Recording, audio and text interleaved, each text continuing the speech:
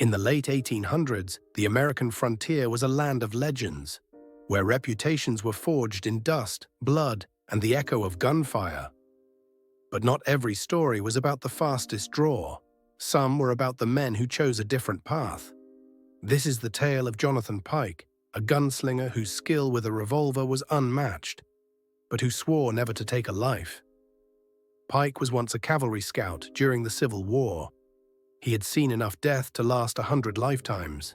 When the war ended, he drifted west, carrying a Colt revolver not as a weapon of vengeance, but as a tool of survival. Word spread quickly. His draw was lightning, his accuracy near perfect.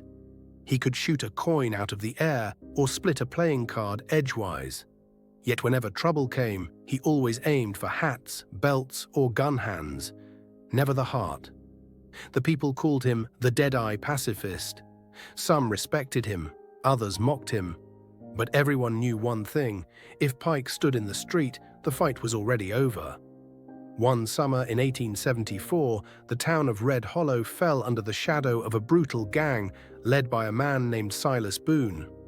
Boone was everything Pike wasn't: merciless, reckless, and eager to carve his name into frontier history.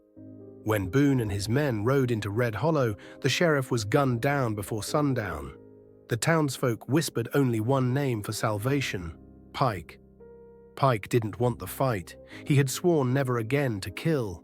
But Red Hollow was his home, and he couldn't let it fall. The duel came at dawn. The townsfolk gathered, silent, as Pike stepped into the dusty street. Boone stood across from him, sneering, revolver already drawn. "Word is," Boone growled, "you don't have the stomach to finish a fight." Pike answered calmly, "Word is, I don't need to."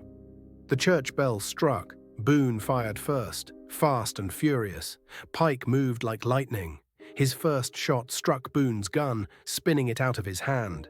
His second clipped Boone's hat clean off his head, and his third split the buckle on Boone's belt, dropping the outlaw flat in the dust. The crowd gasped. Boone scrambled, humiliated and disarmed. Pike stood steady, revolver still smoking. "You're alive because I choose it," Pike said, "but Red Hollow belongs to its people, not to you." Boone fled that day, and his gang with him. Red Hollow never saw them again. Jonathan Pike lived the rest of his life quietly, running a small livery stable and teaching young ranch hands how to shoot straight without killing. He passed away in peace long after the frontier had closed. But in the old saloons, his legend remained: the man who could outdraw anyone, and yet proved that courage wasn't just about pulling the trigger. It was about choosing when not to.